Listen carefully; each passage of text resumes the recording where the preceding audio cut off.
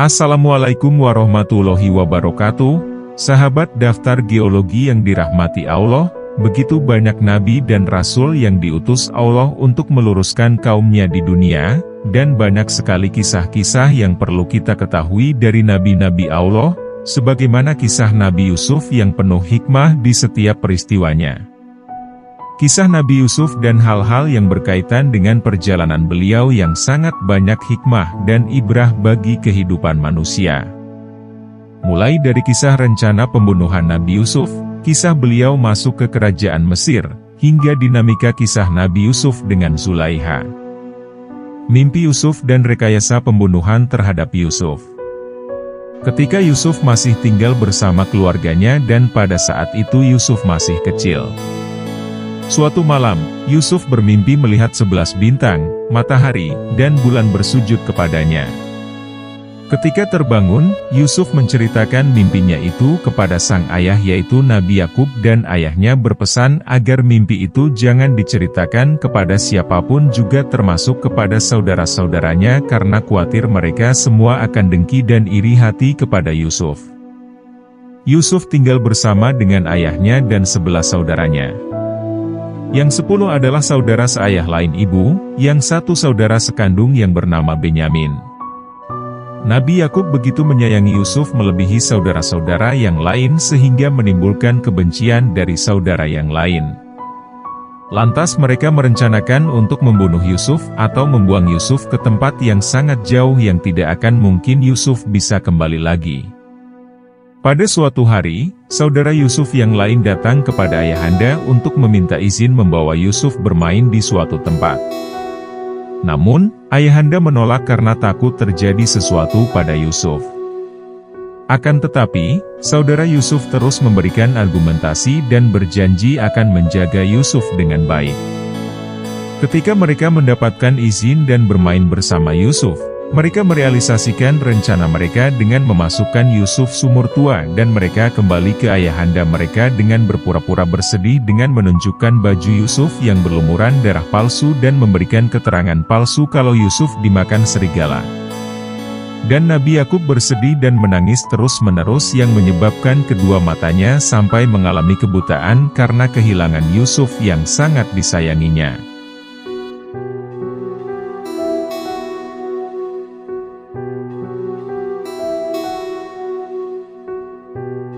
Setelah Yusuf dimasukkan ke dalam sumur tua, dia berada di dalamnya beberapa lama. Sampai suatu saat, datanglah kafilah yang melewati tempat untuk perjalanan mereka menuju Mesir. Ketika melihat sumur itu, mereka berhenti dengan maksud untuk mengambil air sebagai bekal perjalanan mereka. Namun alangkah terkejut mereka, ketika mau menimba, tiba-tiba mereka melihat anak kecil berada di dalam sumur itu. Maka mereka pun mengangkat anak kecil itu dari dasar sumur. Lalu salah seorang di antara berkata, sebaiknya anak ini kita bawa ke Mesir dan kita jual di sana. Lalu mereka semua menyetujui pendapat salah seorang di antara mereka. Kemudian mereka melanjutkan perjalanan mereka ke Mesir. Begitu mereka sampai di Mesir, mereka mencari orang yang mau membeli Yusuf sebagai budak atau sebagai anak.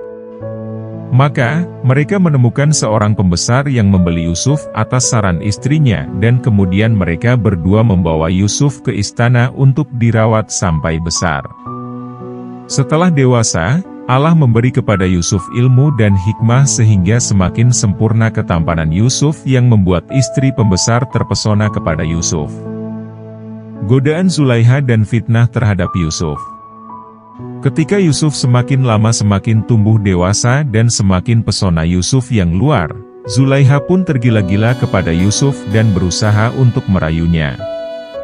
Sehingga suatu saat, ada kesempatan untuk menggoda Yusuf. Pada saat itu, rumah kediaman Zulaiha sedang sepi karena suaminya sedang pergi ke kerajaan, maka Zulaiha pun menggoda Yusuf. Tapi Yusuf menolak rayuan Zulaiha yang membuat Zulaiha marah. Sampai akhirnya, Zulaiha memaksa Yusuf untuk memenuhi hasrat cintanya kepada Yusuf sampai Zulaikha menarik baju Yusuf sampai robek. Dan pada saat yang bersamaan, suami Zulaiha masuk ke rumah dan menemukan kejadian tersebut. Secara spontan, Zulaiha marah dan mengatakan kalau yang menggodanya adalah Yusuf. Sang pembesar kebingungan menghadapi situasi seperti itu, akhirnya beliau meminta saran dan pendapat kepada asistennya mengenai kejadian tersebut. Maka terjadi diskusi antara keduanya untuk menentukan siapakah yang bersalah dalam hal ini. Pembesar bertanya, menurut pendapat kamu, siapakah yang bersalah? Kemudian asisten menjawab, kalau menurut pendapat saya, dalam hal ini, tidak ada saksi yang melihat kejadian ini, makanya kita belum menentukan siapa yang bersalah. Tapi saya mempunyai saran untuk menyelesaikan kejadian ini. Pembesar bertanya lagi, bagaimana saran kamu? Asisten lalu menjawab, kita lihat saja kondisi baju yang dipakai oleh Yusuf. Ketika baju Yusuf robek di depan, berarti yang bersalah dalam ini adalah istri tuanku, tapi kalau baju Yusuf robek di belakang, berarti yang bersalah dalam ini adalah Yusuf. Pembesar kemudian bertanya lagi, kalau begitu, periksalah kondisi baju yang dipakai oleh Yusuf. Asisten menjawab, baiklah tuanku. Ketika sudah diperiksa, asisten pun berkata kepada pembesar tersebut. Tanya asisten.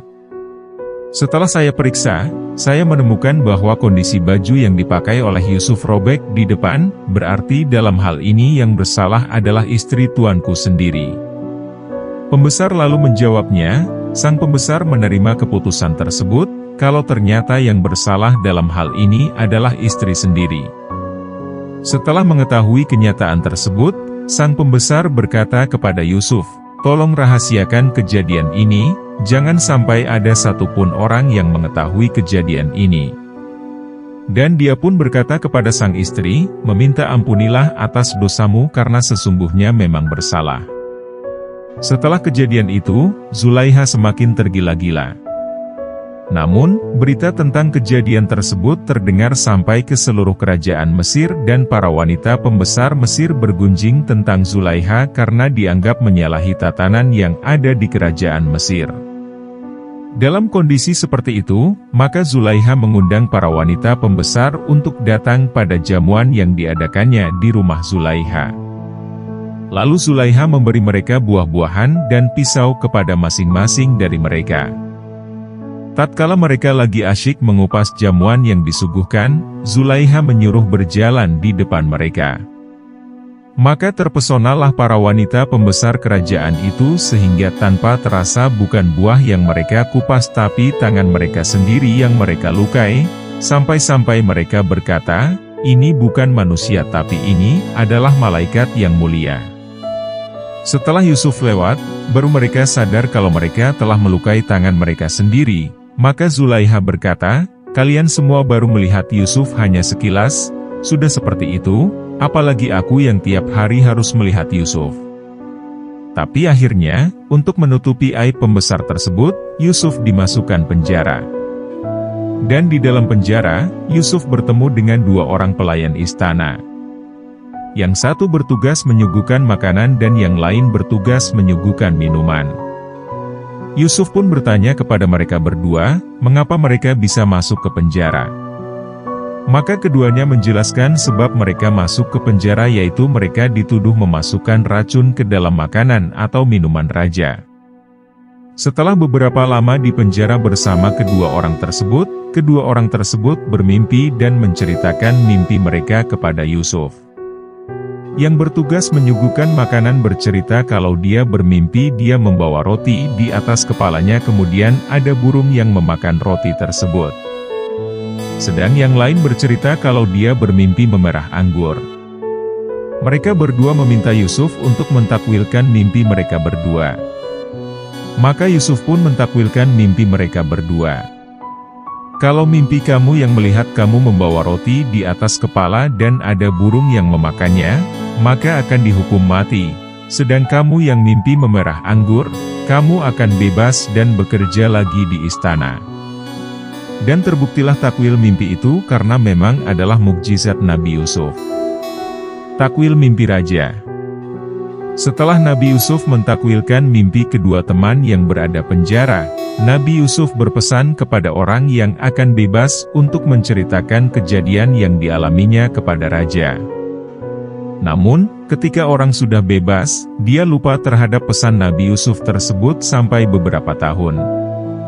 Sampai akhirnya, suatu malam sang raja bermimpi melihat gandum yang hijau dan berisi sebanyak 7 tangkai kemudian berganti menjadi gandum kering dan tak berisi, dan sang raja pun bermimpi melihat 7 ekor sapi yang sehat dan gemuk dimakan oleh 7 ekor sapi yang kurus.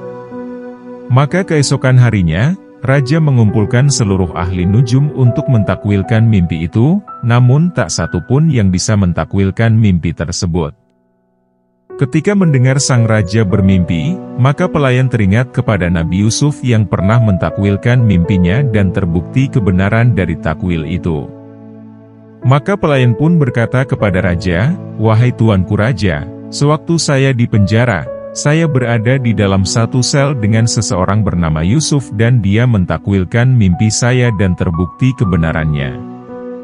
Maka, sang raja menyuruh pelayan menemui Nabi Yusuf dan meminta untuk mentakwilkan mimpinya. Ketika bertemu dengan Nabi Yusuf, sang raja menceritakan perihal mimpinya itu. Maka Nabi Yusuf pun menjelaskan maksud mimpi tersebut. Maksud mimpi itu adalah Mesir akan mengalami masa subur selama 7 tahun lamanya, namun setelah itu akan mengalami masa kekeringan dan paceklik selama 7 tahun pula. Lalu sang raja minta saran kepada Nabi Yusuf untuk mengantisipasi kekeringan dan paceklik selama 7 tahun tersebut. Maka Nabi Yusuf memberi solusi kepada sang raja untuk disampaikan kepada rakyat Mesir, agar selama masa subur yang 7 tahun rakyat harus berhemat dan menyimpan sebagian besar hasil pertanian untuk disimpan dan memakan sebagian kecilnya saja. Akhirnya, dari penjelasan Nabi Yusuf tersebut sang raja mengangkat Nabi Yusuf sebagai pembesar kerajaan Mesir yang mungkin kalau zaman sekarang disebut dengan Menteri Pertanian. Mesir mengalami kekeringan. Setelah menjabat sebagai Menteri Pertanian, Nabi Yusuf mengelola sistem pertanian dengan sebaik mungkin sehingga hasil panennya luar biasa banyak. Nabi Yusuf juga menerapkan manajemen hasil pertanian dengan sedemikian sehingga akan sanggup menghadapi kekeringan dan paceklik pasca masa subur selama 7 tahun kemudian. Maka terbuktilah takwil mimpi Nabi Yusuf. Setelah mengalami subur selama 7 tahun, Mesir mengalami kekeringan dan paceklik selama 7 tahun pula dan itu dirasakan oleh daerah-daerah sekitar Mesir termasuk daerah Madian tempat tinggal ayahanda dan saudara-saudara Nabi Yusuf. Sang ayah yang tak lain adalah Nabi Yakub berkata kepada ke-10 anak-anaknya, "Wahai anak-anakku, kita sedang dilanda kekeringan yang begitu lama sehingga bahan makanan hampir habis. Saya mendengar di Mesir ada menteri muda yang baik dan bijak. Kalian semua pergilah untuk meminta pertolongan dan bantuan makanan untuk kita." Tapi sebelum berangkat Nabi Yakub berpesan agar mereka berpencar agar mereka bisa mendapatkan bantuan yang banyak. Maka berangkatlah mereka menuju Mesir. Begitu sesampainya di Mesir, mereka pun mengantri untuk mendapatkan bantuan makanan. Ketika tiba waktunya giliran mereka, Nabi Yusuf melihat mereka semua dan Nabi Yusuf mengetahui bahwa mereka adalah saudara-saudara Nabi Yusuf, tapi Nabi Yusuf pada saat tidak mengatakan apapun kepada mereka kecuali hanya mengatakan kalau mereka nanti kembali ke Mesir, mereka harus membawa Benyamin. Kalau tidak Nabi Yusuf tidak akan memberi bantuan makanan apapun kepada mereka. Akhirnya mereka pulang. Sesampainya di rumah mereka menceritakan permintaan Menteri Muda Mesir bahwa mereka harus membawa Benyamin, kalau tidak dia tidak akan mau memberikan bantuan makanan apapun kepada mereka. Setelah persediaan makanan habis, mereka bersepuluh menuju Mesir dan dengan berat hati, Nabi Yakub mengizinkan Benyamin dibawa ke Mesir agar mereka mendapatkan makanan dari menteri tersebut. Maka ketika Nabi Yusuf melihat Benyamin, Nabi Yusuf bersedih karena telah berpisah sekian tahun lamanya. Lalu Nabi Yusuf membuat rencana agar Benyamin bisa bertemu dengannya. Nabi Yusuf memasukkan alat penakar besar ke dalam karung Benyamin. Setelah selesai diberi bantuan, maka rombongan saudara Nabi Yusuf hendak pulang. Tiba-tiba ada pengumuman dari istana kalau istana kehilangan alat penakar besar. Maka semua rombongan diperiksa, tak terkecuali rombongan saudara Nabi Yusuf. Dan sesuai dengan rencana, alat penakar besar ditemukan di karung Benyamin pun dibawa ke istana untuk bertemu menteri. Tetapi saudara-saudara lain memberikan sanggahan kalau bukan mereka yang mengambil, tapi mereka tak bisa mengelak karena bukti sudah menunjukkan kalau Benyamin sudah bersalah. Akhirnya, saudara-saudara Nabi Yusuf meminta maaf atas kejadian itu dan agar Benyamin tidak ditahan di Mesir, dan mereka bersedia salah satu di antara menjadi pengganti Benyamin agar ayahanda mereka akan bersedih kalau sampai Benyamin ditahan di Mesir. Tapi Nabi Yusuf pun tetap tidak mau dan mereka pulang dengan bersedih. Sesampai di rumah, mereka pun menceritakan kejadian itu, maka bertambah sedihlah Nabi Yakub karena belasan sudah kehilangan Yusuf, sekarang Benyamin. Akhirnya, Nabi Yakub meminta mereka kembali ke Mesir dan meminta belas kasihan kepada menteri muda Mesir untuk membebaskan Benyamin, lalu mereka berangkat menuju Mesir kembali. Pertemuan yang mengharukan. Sementara di Mesir, begitu Benyamin ditahan di Mesir, Nabi Yusuf meminta Benyamin dihadapkan kepadanya. Begitu sudah bertemu, baru Nabi Yusuf memberitahukan jati dirinya yang sebenarnya kalau dia adalah Yusuf putra Yakub saudara Benyamin. Maka terjadilah pertemuan yang sangat mengharukan antara kakak adik yang sudah sekian tahun telah berpisah, dan Benyamin tinggal di istana bersama kakak tercinta, Nabi Yusuf. Setelah tiba di Mesir, saudara Nabi Yusuf meminta untuk bertemu dengan Nabi Yusuf untuk meminta pembebasan Benyamin agar ayah mereka tidak bersedih lagi. Maka mereka dipersilahkan masuk untuk bertemu dengan Nabi Yusuf. Namun alangkah kagetnya mereka ketika mereka mendapati Benyamin berada di kediaman Yusuf dan diperlakukan dengan terhormat tanpa kekurangan suatu apapun. Lalu mereka bertanya kepada menteri muda tersebut dan terjadilah dialog antara mereka. Saudara berkata, "Bukankah Benyamin bersalah, tapi kenapa dia diperlakukan begitu terhormat?" Yusuf berkata, "Apakah kalian sudah tidak mengenali aku lagi, wahai saudaraku semua?" Saudara bertanya, "Siapakah tuanku sebenarnya?" Yusuf berkata, "Aku adalah Yusuf saudara kalian yang kalian buang ke dalam sumur." Saudaranya bertanya, "Apakah benar tuanku Yusuf saudara kami?" Yusuf menjawabnya, "Ya, benar. Saya adalah saudara kalian, Yusuf." Saudaranya berkata, maka menangislah semua saudara Yusuf dan mereka meminta maaf kepada Yusuf atas perbuatan mereka yang dulu yang didorong oleh rasa iri dan dengki sehingga tega mencelakai saudaranya sendiri. Akhirnya, Yusuf memaafkan mereka dan meminta menceritakan tentang kondisi sepeninggal Yusuf. Saudara berbicara, "Ayah sangat bersedih setelah tahu kalau kamu celaka karena dimakan serigala akibat kebohongan kami semua, dan terlalu bersedih sampai menangis terus-menerus sampai ayah buta matanya." Yusuf mengatakan, "Pulanglah kalian dan bawalah bajuku ini lalu kalian usapkan ke wajah ayah, dengan izin Allah ayah akan bisa melihat kembali. Setelah itu, ajak ayah ke sini untuk bertemu denganku dan kita semua tinggal bersama-sama di Mesir."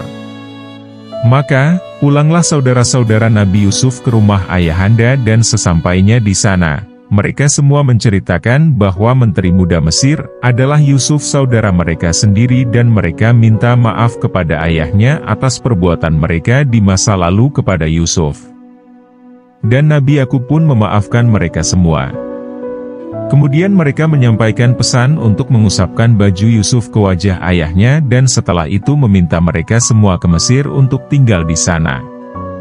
Akhirnya, setelah baju Nabi Yusuf diusapkan ke wajah Nabi Yakub, maka dengan izin Allah Nabi Yakub bisa melihat kembali dan mereka bergegas berangkat menuju Mesir.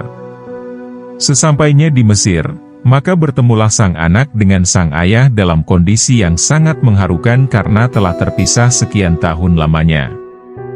Dan akhirnya mereka tinggal bersama di istana Mesir selamanya. Di sisi lain, Zulaiha yang begitu mencintai Nabi Yusuf telah ditinggal mati suaminya dan menjadi janda, namun cintanya kemudian tetap membara dan tidak pernah pupus sedikitpun. Sehingga suatu ketika, Zulaiha mendengar kalau Nabi Yusuf diangkat menjadi pembesar kerajaan dan akan mengadakan inspeksi ke beberapa desa, maka Zulaiha mempersiapkan diri bertemu dengan pujaan hatinya. Sampai akhirnya, Nabi Yusuf pun sampai di suatu desa dan mendengar suara yang pernah didengarnya dulu sambil berkata, "Beruntunglah orang memegang kebenaran pada jalan Allah." Maka Nabi Yusuf pun menoleh dan mengenali kalau itu adalah Zulaiha. Akhirnya terjadi percakapan di antara keduanya dan Nabi Yusuf akhirnya mengetahui kalau Zulaiha sudah menjanda. Maka takdir Allah berjalan pada keduanya yang mempertemukan mereka berdua kembali lalu mereka menikah dan bersama-sama di istana Mesir. Itulah kisah Nabi Yusuf dari masuknya ke kerajaan Mesir hingga dibuang dan kembali. Mohon maaf bila ada kesalahan pengucapan dan perbedaan kisah yang semestinya. Semoga kita bisa mengambil hikmah dari kisah-kisah Nabi Yusuf ini. Selamat berjumpa kembali di kisah-kisah berikutnya. Terima kasih.